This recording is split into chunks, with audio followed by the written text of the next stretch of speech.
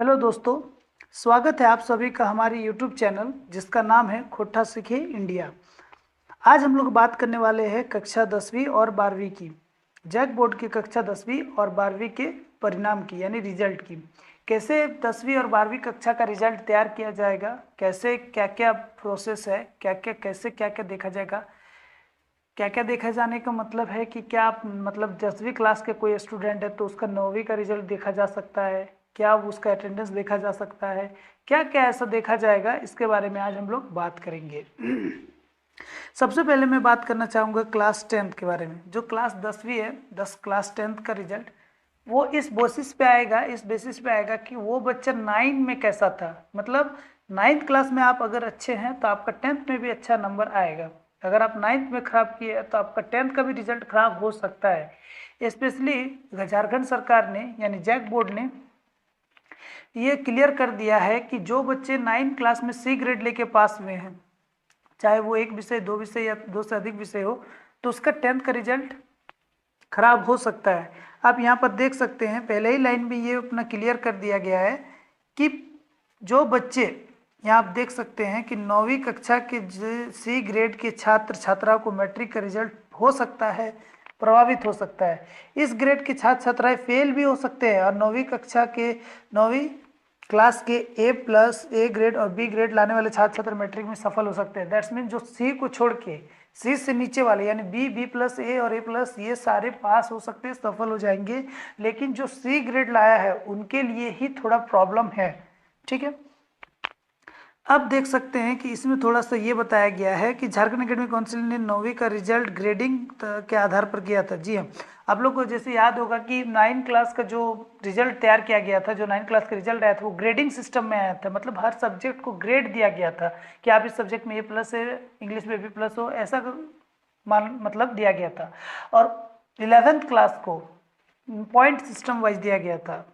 ठीक है, अगर आप मेरी बात को नहीं समझ पा रहे हैं तो मैं थोड़ा सा आपको 9th का रिजल्ट देकर समझाना चाहता हूँ। देखिए, ये मेरे पास एक 9th का रिजल्ट है जिसको मैं देख के आपको समझाना चाहता हूँ। आप यहाँ देख सकते हैं। देखिए, ये कोई एक स्टूडेंट का मेरे पास रिजल्ट है जिसको मैं आपको दिखाकर समझाना चाहता हूँ।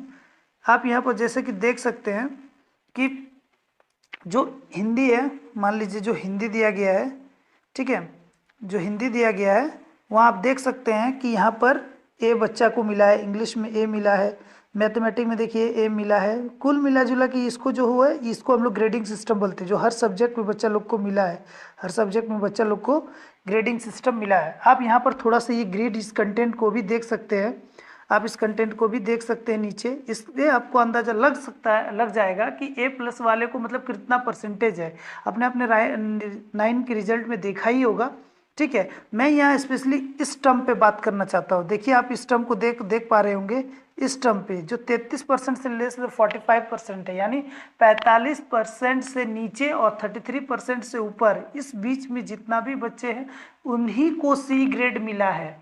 अब आपको ये पता नहीं चला होगा कि ये भाई जो सी ग्रेड है तो ये कितना नंबर का है, कितना क्या है। मतलब ये सी ग्रेड तुमको मिल गया, ये समझ में आ गया, लेकिन सी ग्रेड वाला मतलब कितना मार्क्स का है। तो चलिए मैं आपको बता देना चाहता हूँ कि सी ग्रेड वाला कितना मार्क्स का है। फॉर एग्जाम्पल मैं यहीं पर आपको थोड़ा सा जूम करके बता देना चाहता हूँ, आप समझ सकते हैं। चलिए यहीं पर मैं वाइट पेज का यूज कर लेता हूँ। अब कोई बच्चा सी क्लास में मान लीजिए 40 मार्क्स का आपको असेसमेंट मिला था। ठीक है, 40 मार्क्स, अगर आपको याद होगा तो आपका 40 मार्क्स का एक असेसमेंट हुआ था, 40 मार्क्स का। ठीक है, और प्लस द 40 जो हुआ था वो OMR सीट में हुआ था, और 10 नंबर जो आपको मिला था वो असेसमेंट मिला था। तो कुल जो मिला जुला के आपको 50 मार्क्स मिला। ठीक है, 50 मार्क्स मिला तो ये मेरा 50 जो क्या हो गया, टोटल मार्क्स हो गया। ठीक है, आप समझ सकते हैं ये मेरा टोटल मार्क्स हो गया। अब किसी बच्चा को 50 में मतलब 40 में कितना मतलब लाना है, मतलब कितना कम लाना है 40 में। तो 40 में अगर हमें बता दो ये टोटल 50 मार्क्स हुआ। ठीक है, फिर से थोड़ा सा मैं कंफ्यूज ना हो बच्चा को तो थोड़ा और क्लियर करके बता देता हूँ कि 9 क्लास जब आपकी एग्जाम हुई थी तो एक OMR सीट में 40 मार्क्स की एग्जाम हुई थी पर सब्जेक्ट, और सब सब्जेक्ट में 10-10 मार्क्स का एक असेसमेंट लिया गया था। तो टोटल कितना हुआ, 50 मार्क्स हुआ हम लोग का। ठीक है, 50 मार्क्स हुआ। ये जो 50 मार्क्स हुआ, अब मैं इसको बताता हूँ, थोड़ा सा इसको क्लियर कर लेता हूँ, लिख लेता हूँ कि आपको 50 मार्क्स कहाँ से मिला। ठीक है, अब जो हुआ मेरे को टोटल 50 मार्क्स मिले। ठीक है, ये 9 क्लास का मैं रिजल्ट का बात कर रहा हूँ जैक बोर्ड का। 50 मार्क्स मिले। ये जो 50 मार्क्स है, इस 50 में 33% से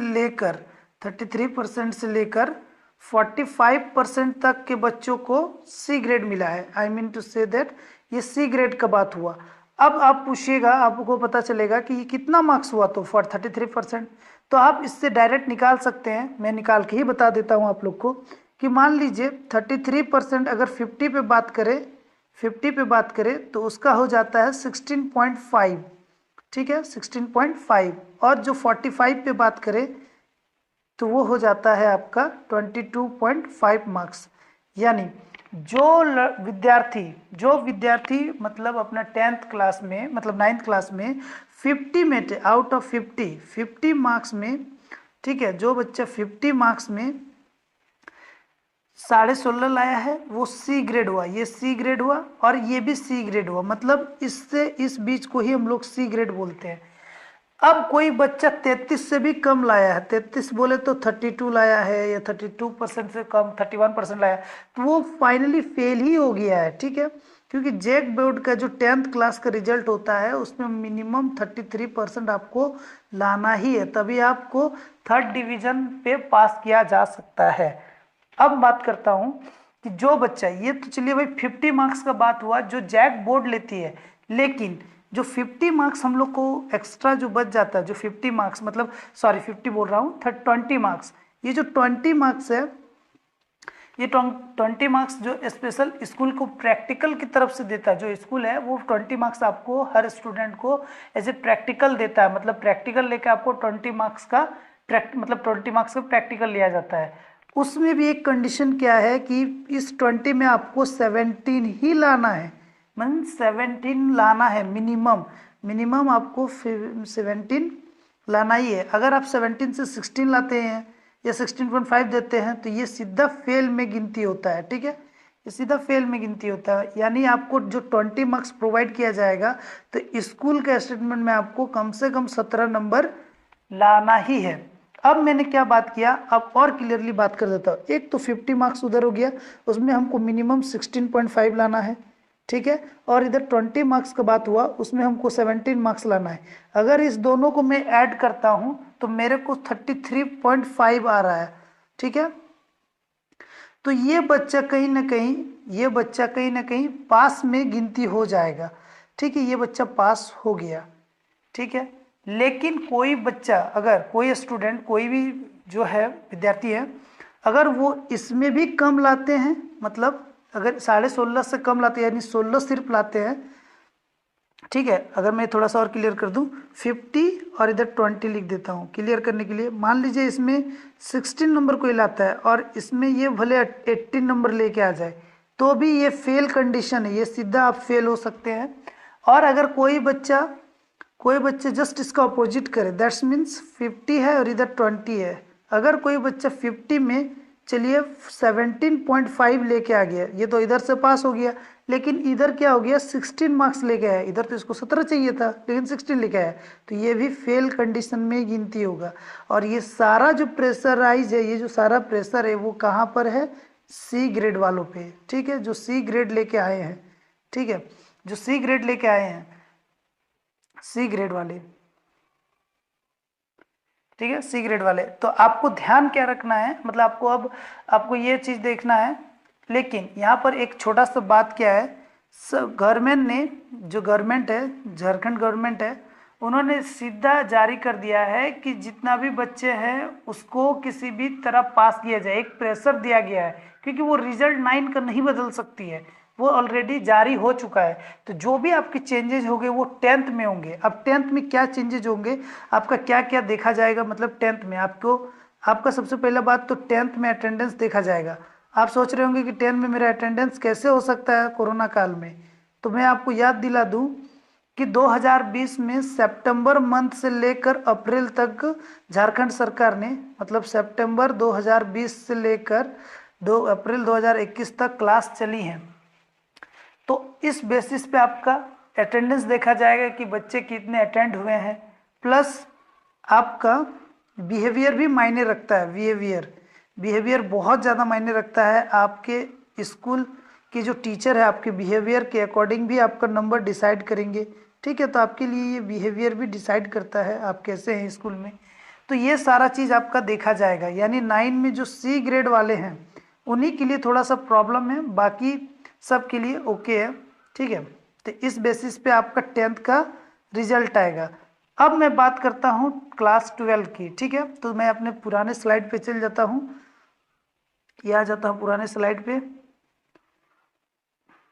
ठीक है, अभी 12th क्लास का क्या होता है कि 12th क्लास का रिजल्ट कैसे बनाया जाएगा। तो 12th क्लास का रिजल्ट कैसे बनाया जाएगा, 12th क्लास को सबसे पहले उसका रिजल्ट 9 का 10th का दोनों का मार्कशीट देखा जाएगा। ठीक है, 11th क्योंकि हुआ नहीं है एग्जाम 11th के लिए, तो 11th का कोई प्रॉब्लम नहीं है, लेकिन 9 और 10th का मार्कशीट देखा जाएगा। ठीक है, मैं आपको यहाँ पर दिखा देता हूँ। ये देखिए आप यहाँ देख सकते हैं, ये देखिए यहाँ क्लियर कट सीधी सीधी भाषाओं में लिखा हुआ है कि ये जो आपका जो तैयारी किया जाएगा वो सीधा सीधा आपका कौन भाषा में किया, मतलब कौन सा तरीका से हो जाएगा। ये देखिए, जब ये यहाँ से आप देख सकते हैं, ये पढ़ सकते हैं, ये स्टेटमेंट झारखंड सरकार द्वारा दी गई है। छात्र छात्राओं के 9वीं से लेकर 10वीं तक के आधार के अंकुरित आंतरिक मूल्यांकन किया जाना है। मतलब जो आप लोग का इंटरनल टेस्ट बाकी है वो सारे टेस्ट होंगे। वैसे बच्चे जिनका प्रैक्टिकल नहीं था 9-10 में, तो उनका भी स्कूल डिसाइड करेगी। यदि आप किसी कॉलेज में, तो वो कॉलेज डिसाइड करेगी आपको कितना मार्क्स देना है। नीचे अगर हम थोड़ा सा अगर जाते हैं तो आपको फिर पता चल जाएगा कि ये कैसे डिसाइड किया गया है। देखिए यहाँ पर, यहाँ क्लियर कट फिर से एक बात है,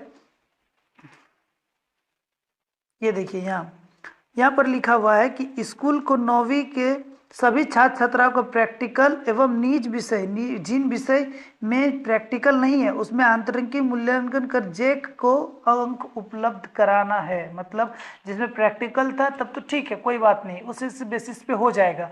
लेकिन जिसमें आपका प्रैक्टिकल नहीं था 9 या 10th में, तो उसका कैसे आधार बनेगा, उसका वो कॉलेज डिसाइड करेगी या फिर जो स्कूल है वो स्कूल डिसाइड करेगी। देखिए यहाँ पर सीधा लिखा हुआ है कि जिन छात्रों को प्रैक्टिकल नहीं हो सका है उसे भी शेड्यूल जारी किया जाएगा। अब जिसका प्रैक्टिकल नहीं हुआ है उसका भी शेड्यूल, एक टाइम टेबल बनाया जाएगा। उसी टाइम टेबल पे आप लोग का असेसमेंट टेस्ट सब लिया जाएगा, उसी के बेसिस पे आप लोग का 12 का रिजल्ट बनाया जाएगा। तो इस बेसिस पे पूरा 10th का रिजल्ट बनेगा। आपको पहले बता दिया 10th का रिजल्ट कैसे बनेगा, और अब 12 का रिजल्ट पता चल गया। 12th में अभी एक शेड्यूल तैयार किया जाएगा जिसमें आपका इंटरनल असेसमेंट लिया जाएगा, प्रैक्टिकल लिया जाएगा। प्रैक्टिकल है तो प्रैक्टिकल लिया जाएगा, ठीक है। और अगर नहीं लिया जा पाता है, मतलब जिसका 9-10 में प्रैक्टिकल का नहीं था सब्जेक्ट, तो उसे वो कॉलेज डिसाइड करके देगी कि कैसा मार्क्स देना है। ये जैक बोर्ड ही उपलब्ध बुक कराने के लिए बोला है। यहाँ देखिए लिखा है क्लियर कट में, सीधी सी बात में, कि उसमें आंतरिक मूल्यांकन जैक को अंक उपलब्ध कराना है, यानी जैक बोर्ड को अंक देना है। ठीक है, अब आपको बता देता हूं कि ग्रेडिंग जो है वो किस बेसिस पे ग्रेडिंग है। 9वीं का ग्रेडिंग सिस्टम देखिए, 9 क्लास में जो ग्रेडिंग सिस्टम था सेम है जैसे मैंने दिखा दिया मार्कशीट में, यहाँ भी वही लिखा हुआ है 80% फीसदी अंक के लिए। चलिए मैं ओरिजिनल रिजल्ट पे ही दिखा देता हूँ क्या है ये।